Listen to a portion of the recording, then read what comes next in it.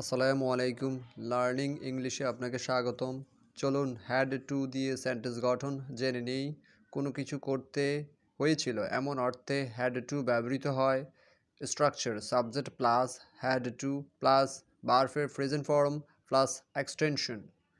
আমাকে তোমার কথা রাখতে হয়েছিল। I had to keep your word. আমাদের রাতের খাবার বানাতে হয়েছিল।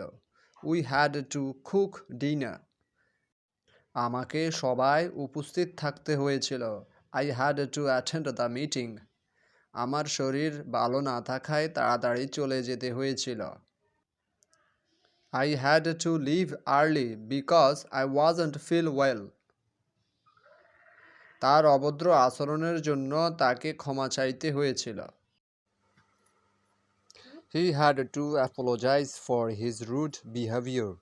For more, please follow me and subscribe my YouTube channel.